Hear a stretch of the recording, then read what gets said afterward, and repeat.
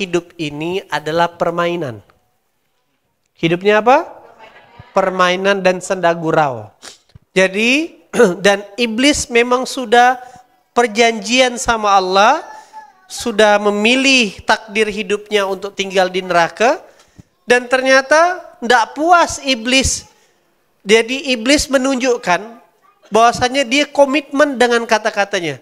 Karena engkau sudah melaknatku, maka aku akan menggoda umat manusia sampai hari kiamat. Ketika iblis sudah berhasil menggoda Adam, tidak cukup sampai di situ. Siapa digoda berikutnya lagi? Hawa. Setelah Hawa, anaknya Habil dan Qabil. Setelah Habil dan Qabil, belum. Cucunya macam ini semua. Inilah yang digoda nih. Nah, karena digoda sampai sekarang belum nambah hafalannya, ya kan? Masih Iqra 3. Nah, kadang ngaji, kadang tada. Betul enggak? Nah, beda-beda. Habil dan Qabil godaannya gara-gara perempuan. Adam dan Hawa godaannya gara-gara keabadian. Nah, maka yang harus kita pahami, lalu ada enggak yang berhasil memenangkan pertarungan dari godaan iblis tadi? Ada enggak kira-kira? Ada, yaitu hamba-hamba yang ibadallahil mukhlasin. Illa ibadallahil mukhlasin. Apa itu mukhlasin? Yaitu hamba-hamba yang dipilih untuk menjadi ikhlas. Sebelum dipilih menjadi orang ikhlas, dia adalah orang-orang yang mukhlis, orang-orang yang ikhlas. Bukan budak pada tengkorak namanya mukhlis, bukan. Tapi dia adalah orang mukhlis. Maka orang yang berkeinginan lawannya adalah orang yang mukhlis. Coba ulangi. Orang yang berkeinginan adalah orang-orang yang mukhlis.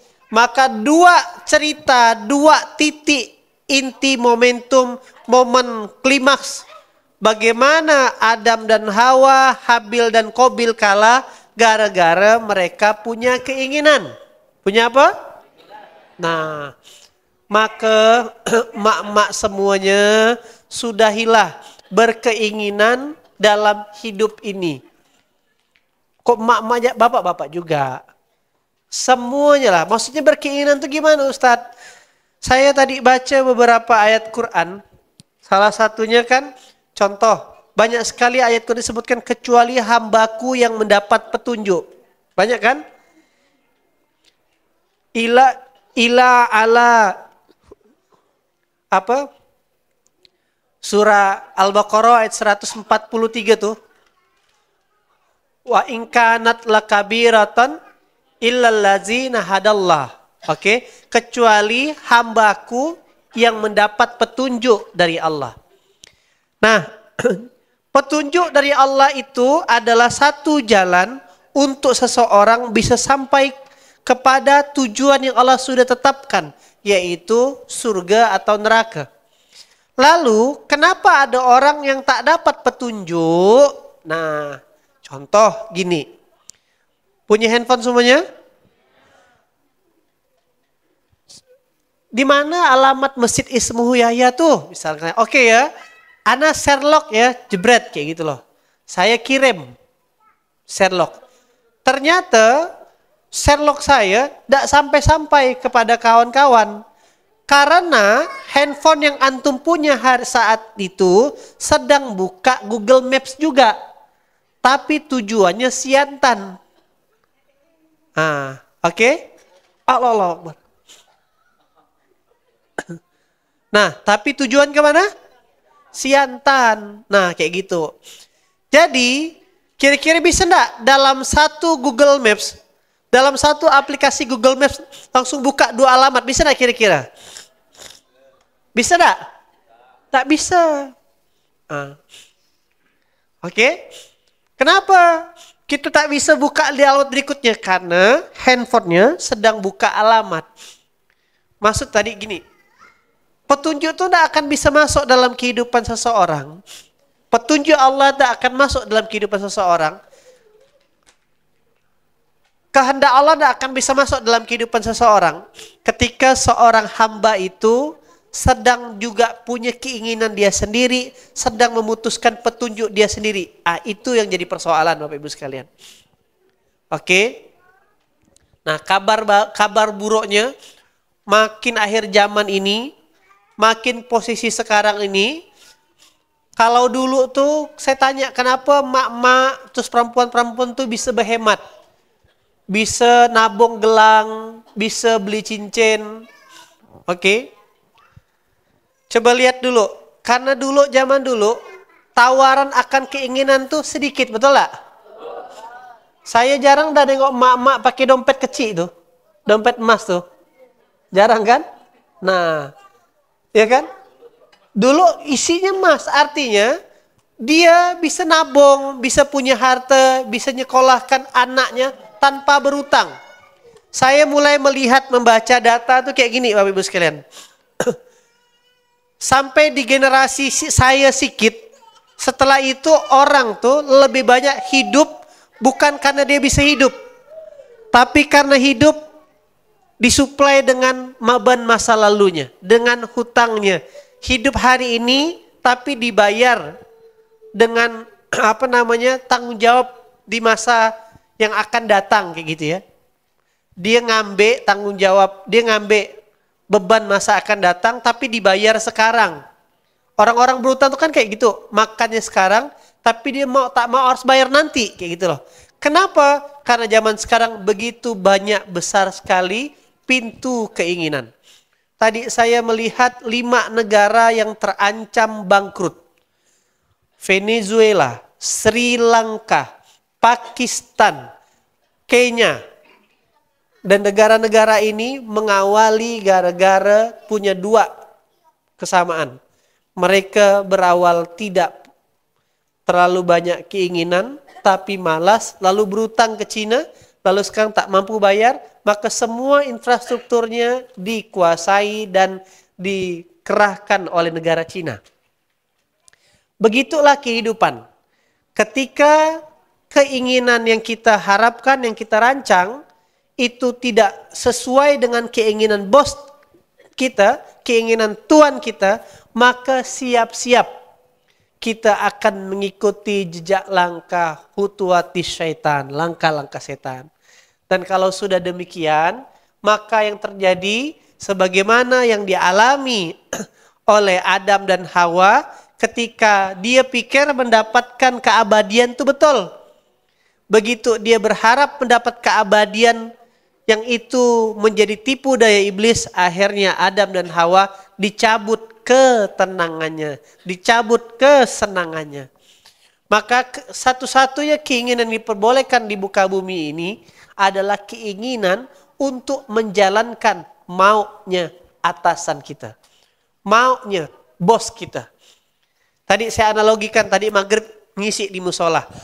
Saya bilang gini, saya pengen tanya, mana ada enggak di sini yang sudah semester 10? Oh, dia rupa. Dia rupa semester 10. Semester 12? Ada? Saya coba mengamati, kok ada orang tuh kuliah sampai semester 10, sampai semester 12, semester 13. Kenapa? Karena dalam kontrak dia harusnya di umur 19 sampai umur 18 sampai 22 tahun dia harusnya mengikuti apa yang menjadi tanggung jawab dia yang diakatkan dengan orang tuanya, yaitu mengejar gelar sarjana. Ini contoh sederhana ya. Lalu ketika sampai ke Pontianak yang harusnya dia fokus mengerjakan tugas, mengikuti perkuliahan, mengikuti SKS demi SKS, tapi yang terjadi dia bukan mengikuti apa yang kampusnya arahkan, tapi dia sibuk dengan dunianya sendiri. Orang kuliah dia pergi jalan-jalan, orang kuliah dia nongkrong di Mega Mall. Maka yang terjadi dia tak mampu menyelesaikan perkuliahan yang membuat dia tak mampu akhirnya sama-sama semester 3, sama-sama semester 5, naik sampai semester 8, yang semester 8 udah lulus, dia semester 8 masih harus tetap umur bertambah tetapi tanggung jawab belum tuntas. Kenapa demikian? Karena tidak menyelesaikan tanggung jawab di kampus. Dalam skup dunia kehidupan begitulah kehidupan besarnya. Ketika setiap bulan, setiap tahun, ya kan, bertambahnya usia, ada tanggung jawab yang kita tidak tuntaskan, maka pelan-pelan kenyamanannya akan dicabut sama Allah. Nah, maka pelajaran hari ini adalah yang bisa kita ambil daripada kisah Nabi Adam ini, tak ada lain, tak ada bukan, kalau mau menang, kalau mau lurus, mau nyaman, mau bahagia, kecilkan keinginan kita, besarkan keinginan Tuhan. Kecilkan keinginan kita, besarkan keinginan Tuhan. Apa sih keinginan Tuhan itu? Satu-satunya yang boleh kita tuliskan dalam catatan impian kita, catatan doa kita, kalau orang lain doanya tuh, maka ini kesimpulannya mari kita merevisi doa. Kalau orang lain doanya tuh minta rumah, doanya bisa mobil, doanya ini kan karena yang di depan saya ini orang-orang internal. Orang-orang yang ngaji hari-hari. Maka saya mau kasih rahasia yang betul dalam merancang doa. Amin, kabul ya kan. Nah jadi doa yang betul itu adalah doa agar kita bisa menyelesaikan semua keinginan Allah. Tak ada cerita lain. Kalau kelihatannya benar kita sholat, kelihatannya benar kita mengaji, kelihatannya benar kita bangun malam. Tapi kalau itu masih kita utarakan untuk kepentingan kita, maka yang terjadi siap-siap kita ditunggangi sama iblis. Itu satu konsekuensinya. Yang kedua, masa kau datang sama aku, kau minta sama aku nih, bukan untuk jalankan tugas yang kau perintahkan, malah untuk kesenangan kau, ya terus. Gitu loh. Mulai nyambung, mulai paham? Nah, maka satu-satunya coba perhatikan. Coba perhatikan doanya para nabi. Doanya para nabi itu minta ampun, minta petunjuk, minta Nabi Ibrahim minta kota Mekah dimakmurkan. Nabi Isa pernah mintakan kepada Allah agar pengikutnya diampunkan sama Allah. Tidak ada cerita untuk kesenangan personal, gitulah dia. Nah maka tips and trick ya kan, kalau mau hidup bahagia belajar dari kisah hikmah Nabi Adam ini yang dimintakan, ya Allah mudahkanlah, janganlah cabut nyawa nih sebelum saya ini betulkan tajwid saya. Kenapa minta gitu? Karena ada di Al-Quran surah Al-Baqarah ayat 121. Ya Allah janganlah cabut nyawa ini ya Allah. Ya kan, cukupkanlah harta ini biar sampai ke Baitullah. Ada perintahnya surah Ali Imran ayat 97. Nah, ya Allah, semoga ya Allah kau berikan jodoh yang terbaik, yang menyenangkan hati. Ada perintahnya surah Al-Furqan ayat 74. Kayak gitu. Jadi yang benar itu, tapi kalau yang kita minta tak ada hubungannya dengan apa yang Allah punya, dalam pengertian Allah perintahkan, logika sederhana kayak gini, Bapak Ibu sekalian, contoh jualan sembako. Lalu punya karyawan. Kalau karyawannya bilang, "Bos, belikan saya lah bos, kamera bagus." Penti kamera, tak ada bos, biar saya bisa jadi fotografer. Ada hubungannya gak dengan dagangan sembako kita? Tidak ada. Tapi kalau kita jadi karyawan, kita bilang, "Bos, boleh ndak bos? Saya ngajukan, moga-moga lah bos suka. Belikanlah si tosa bos, biar saya nih bos nanti kalau udah punya tosa bos, saya mau keliling kampung nih bos, nawarkan sembako." Suka gak kita kira-kira? Kita kabulkan gak kira-kira? Nah, kita belikanlah tosa. Setelah dibelikan tosa, penjualan meningkat, untung banyak. Setelah itu baru tugas bosnya. Udah jelas bos ini senang memberi, senang berbagi, suka menyenangkan orang. Karakter dasarnya begitu. Maka tak perlu kita mintakan, "Oh Mat, aku tengok kau nih rajin jualan." Kan? Banyak, makasih banyak Mat, kau udah bantu warung kita nih. Sekarang gara-gara kemarin penjualan di keliling-keliling tuh bagus untungnya. Ah nih hadiahnya abang belikan kau jaket dan helm baru. Nah, karena ada kepentingannya. Alhamdulillah tadi si Ahmad tuh pingin sekali punya jaket baru. Jaket dia dah bawa bengam dah. Ya kan? Jaket itu gak yang udah 7 hari 7 malam dipakai. Nah, begitu pakai jaket, pakai helm bagus, ya kan? Makin senang keling. Mat, ku tengok kau nih kasihan. Apa? Agak kusam kau Mat. Ini perawatan skincare Mat kata dia. Ah, baru dapat bonus dari bosnya.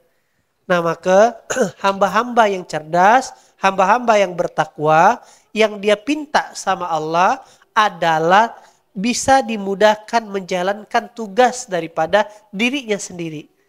Nah, begitulah dia. Nah, maka kalau itu yang kita lakukan, Allah akan mudah memberikan kita petunjuk. Jadi rumah, mobil, harta, jabatan itu bonus, bukan tujuan. Bonus setelah tugas ditunaikan, dijalankan. Gitu cara berpikirnya ya bunda sekalian. Nah maka mulai hari ini kita upgrade. Yang diminta sama Allah bisa bangun malam. Yang diminta sama Allah bisa mudahkan hafalan. Yang diminta sama Allah bisa istiqomah sedekah subuh. Yang diminta sama Allah bisa memuliakan orang tua. Yang diminta sama Allah punya kelapangan hati. Bisa memaafkan, sabar. Percayalah kalau itu semua yang diminta, maka Allah akan berikan petunjuknya. Nah kombinasi ketika kita mampu menjalankan semua hukum-hukum itu, maka kita sedang melangkah pada siklus ketaatan. Nah ketaatan itulah baru turun yang namanya bonus-bonus tadi. Mulai paham? Nah lantas bisa enggak minta bonus-bonus langsung? Bisa. Tapi tidak masuk notanya Allah. Tidak masuk dalam catatan Allah. Sebagaimana mereka yang Tuhannya bukan Allah pun tetap dikasih rumah, mobil, jabatan, tetap dikasih. Tapi tidak kucatat sebagai amal. Sementara yang kita butuhkan nih nota tadi, catatan tadi ketika mau balik ketemu Allah. Bukan barang-barang itu. Barang-barang itu cuman bonus. Nah, gitulah cara berpikirnya. Nah, belum ada kata terlambat. Belum ada kata terlambat. Siapa yang paling banyak menyelesaikan tugas, dialah yang paling banyak mendapatkan nilai ketaatan lebih. Siapa yang paling cepat menyelesaikan tugas, paling banyak dan berkualitas, dialah yang mendapat gelar ketaatan. Jadi tidak boleh ke Ustadz kita minta rumah, mobil. Boleh. Tapi pertanyaannya begitu itu dikasih, ada enggak notanya?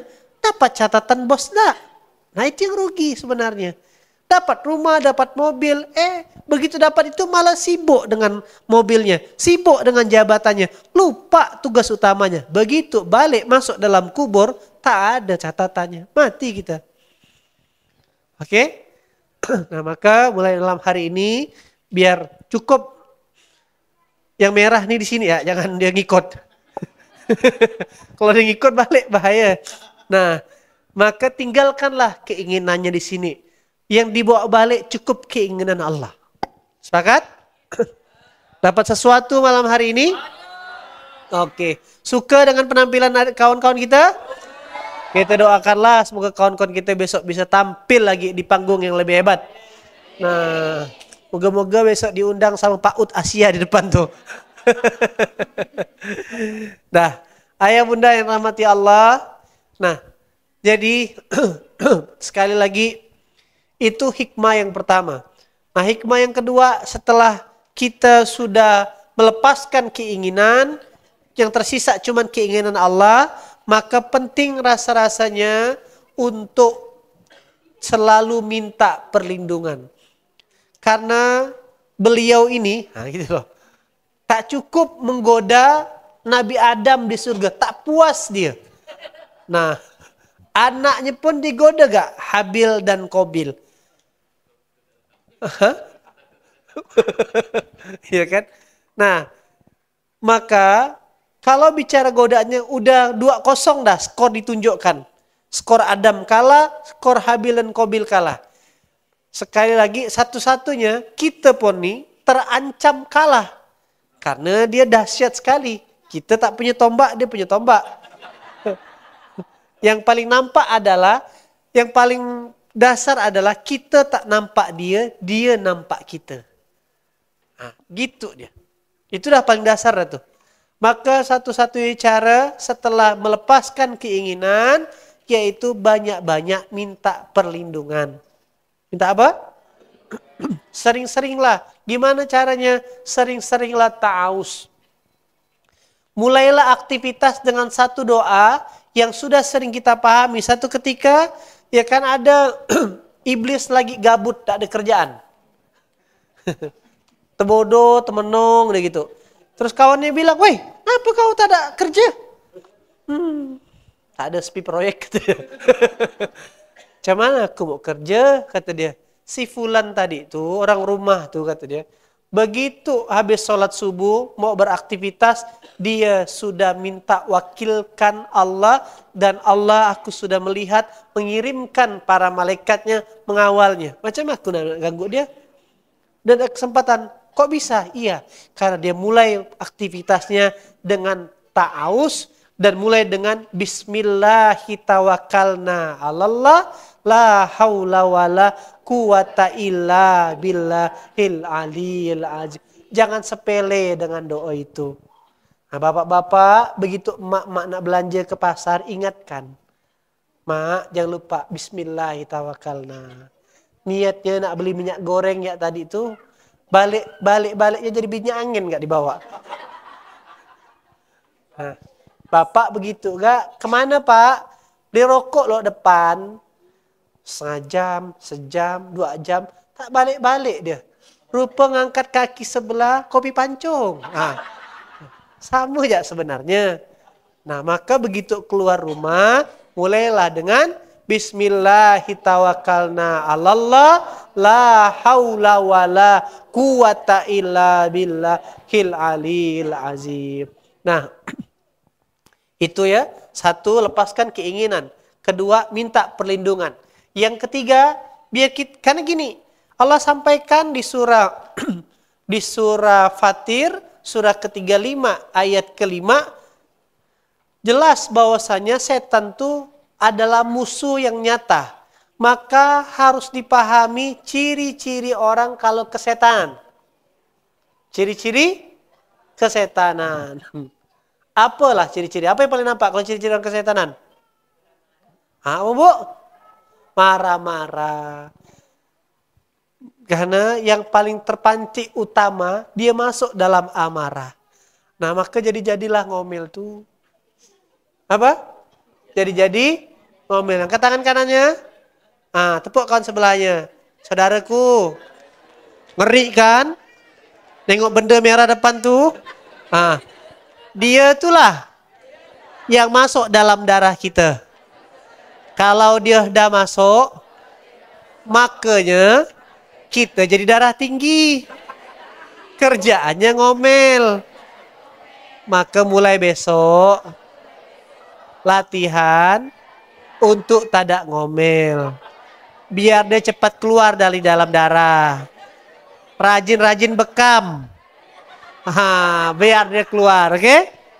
Nah, salah satu pintu masuk yang paling nampak itu kenapa ayat pertolongan disampaikan dimulai dengan kalimat sabar. Wasta'inu bis-sabri. Mintalah pertolongan dengan sabar. Wassalat. Sabar dulu baru sholat. Kenapa? Karena Allah tak akan tolong kalau ada orang yang sudah memiliki kehilangan kesabaran. Penuh dengan amarah. Nah, mulai tahu kan kenapa? Jadi secara fisikis orang kalau kesetanan suka ngomel-ngomel, secara medis darah tinggi. Alamak, aku rupa darah tinggi. Nah, apa? Baru boleh nyambung kan? Itu kenapa makan jengkol jadinya saudara tinggi dia. Nah, 3 hal itu harus diwaspadai, harus dipahami hikmahnya. 1, tadi apa? Kurangi, kecilkan Keinginan. Kedua, minta apa? Perlindungan. Ketiga, kenali ciri-ciri kesetanan. Apa ciri-cirinya? Suka marah. Terus dia tak boleh marah lah Ustaz. Tak boleh, itu ya dia. Kalau bisa ditahan gigi itu. Nah, pada konteksnya. Maka saya itu paling risau kalau ada orang marah. Saya tinggalkan. Kalau dari rumah ribut-ribut, pura-pura udah pergi saya kayak gitu. Nah, tips buat bapak-bapak. Terus gimana? Kadang setan bisa menang 2-0. Dah bini dah mak-mak marah-marah. Cemana? Bapak nih malas ya kerjanya. Ya kan tidur ya. Dah. Misalkan. Padahal, ini contoh ya. Yang paling sering itu gini. Kita berada pada tempat yang salah. The right man in the right place in the wrong time. Orang yang benar di tempat yang tepat, tapi di waktu yang salah. Contoh misalkan, Pak, sikat gak Pak kamar mandi itu Pak? Mama nyuci piring loh sama ngepel. Wah, bersibuk lah, berkemas sama berkemas nih. Berkemas. Bapak begitu Kak, nyikat ya. Ya kan? Dak lama handphonenya berdering. Tring. Ibu nih sambil nyuci piring, sambil berceloteh. Budak-budak nih tak pandainya cuci piring yang habis makan. Bertumpuk-tumpuk biarkannya di sini. Sampai meledak ke tikos. Sampai cuci piring tuh sampai ngomel ya. Kita gak nyuci ya. Nah gitu gak baju nih. Nah, kalau gitu Pak, jangan disenggol, jangan dimention. Jangan dicolet. Kena kibau. Begitu dia udah 2 jam nyuci piring kan, tangan dah kembang. Ya kan, nyuci piring sampai tangan kembang. Bapak pun begitu gak? Pas masuk kamar, tadi kan handphone berdering. Padahal dia pun sakit gak pinggang tuh, nyikat kayak gitu. Baru bujurkan badan sebentar ya bah, main ke telepon tuh. Oh, dari tadi main telepon dia rupanya. Nah kan, nah itu berada di pada waktu yang salah. Ngomel lah, tak tahu kita capek, caco, kayak gitu. Nah, iblis tak menang 1-0 dengan prasangka, dengan seuzon, dengan salah cara berpikir. Kalau Bapak laden, 2-0 iblis menang. Nah, maka cara yang terbaik, iya mak, Bapak salah, bareng sebentar tadi, maaf ya, pijitkan dia, nanti abisnya kita ke mall sayang ya. Nah, selesai. Oh, kau nih bawa gak berkemas gitu, letih dah kau nih. Udahlah, selesai lah sudah. Salah alamat makan obat tidur habis itu. Landa panjang sampai besok. Suka kita. Pelaku kayaknya. Ustadz kok tahu yang saya kemarin baru kejadiannya macam itu? Oke, jadi satu yang harus dipahami dari balik kisah hikmah Nabi Adam adalah kalau tidak mau dalam perangkap iblis, maka lepaskan keinginan, sisakan keinginan Allah. Yang diminta hanyalah untuk bisa menjalankan keinginan Allah. Yang kedua adalah banyak-banyak minta perlindungan. Yang ketiga, kenali. Kalau dia sudah jadi kesetanan, kita jangan ikut-ikutan kesetanan. Kita malah berubah harus jadi malaikatnya Allah. Nyambung? Nah, maka ini yang harus kita lakukan. Dan salah satu menjaga minta perlindungan adalah selalu melafazkan, selalu membaca kalam-kalamnya Allah sehingga jadi wasilah Allah turunkan para malaikatnya. Nih mak-mak bapak nih one day one juice nih. Ikut 5 belum selesai Ustaz mau one day one juice. Nah maka habis ini naik level berikutnya. Saya ingin tanya, bapak mama yang udah kenal urop, yang udah pernah hatam mana? Yang udah pernah hatam? Yang udah pernah hatam? Udah? Yang belum pernah hatam? Tidak apa-apa angkat tangan. 1, 2, 3. Yang tidak angkat tangan, kesetanan. Nah, maka berikutnya adalah kunci dengan terus membaca Al-Quran. Seperti itu. Itu rasa-rasanya yang bisa disampaikan. Semoga peristiwa teater tadi bisa kita ambil hikmahnya. Sampai jumpa bulan depan dengan kisah Nabi Nuh. Saran saya bawa jas hujan karena nanti bisa jadi jas hujan, bisa jadi nanti kawan-kawan bawa lengkap dengan cepretan airnya. Nah, kayak gitu. Bisa jadi kita buat di taman, ya kan? Di halaman nanti. Nah, di halaman, ya kan? Dan buat angkatan 2 boleh dah nebang kayu dari hari ini. Oke. Yang sedih nanti yang kisah Nabi Musa bangun piramid dia. Makasih banyak, mohon doakan pondok kita semuanya. Nah, tolong siarkan yang ngaji-ngaji di sini. Jadi sekali lagi, pondok ini dijaga Allah karena banyak tangan yang berdoa. Nah, tolong saya minta tolong ke Bapak Ibu sekalian, tolong doakan karena biar Islam ini akan tetap ada di saat walaupun kita sudah tiada. Orang yang berdoa, panggung ini tetap ada walaupun kita sudah meninggalkan dunia ini. Maka secara teknis kita akan berpikir mengembangkan kawasan-kawasan kiri kanan di sini. Nah, saya minta Bapak Ibu sekalian, kalaulah kita belum kuat, belum sekaya Utsman, belum sekaya Abdurrahman bin Auf, tapi hari ini Allah kasih kita satu senjata, namanya kuota. Nah, tolong fotokan, videokan, alhamdulillah kami bisa ngaji ke sini, bagikan ke saudara-saudaranya, alongnya, pamannya, pak ngahnya. Mana tahu mereka juga mau ikutan berwakaf pembebasan lahan. Kecolongan kita, saya baru terlambat sekali beritanya. Ternyata 2 blok kita udah dibeli Cina dah dia. Enggak, kurang ajar. Kita yang salah. Nah itu astagfirullahaladzim.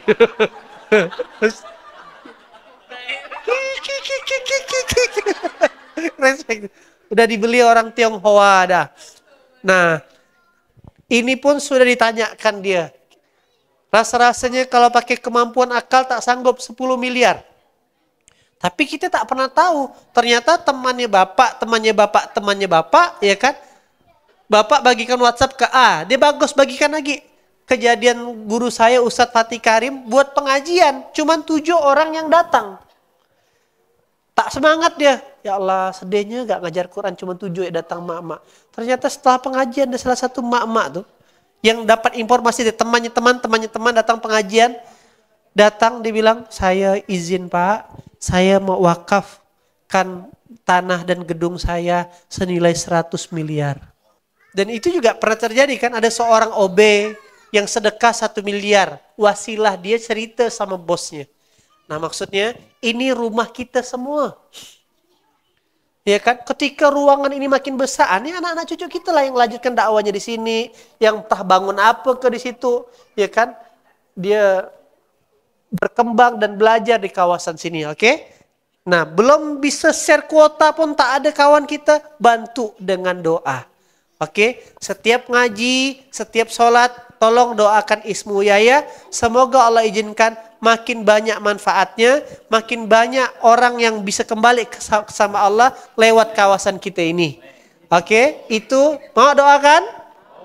Oke, makasih banyak mak-mak semua, bapak semua, para santri dan SPA. Semoga Allah takdirkan tahun ini, ya kan, makin bertambah santri kita, insya Allah.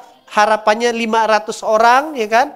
Terus harapannya kiri kanan ini sudah bisa kita bebaskan lagi. Mohon doanya, sekali lagi mohon doanya, biar kita bisa makin banyak kebermanfaatannya. Yang baik-baik dari Allah, yang kurang-kurang dari setan, karena saya baik-baik dari Allah, yang kurang-kurang dari setan. Saya pun makhluk yang lemah, yang juga tergoda oleh setan kadang. Maka minta perlindungan Allah. Terima kasih, kita tutup dengan hamdalah. Assalamualaikum warahmatullahi wabarakatuh.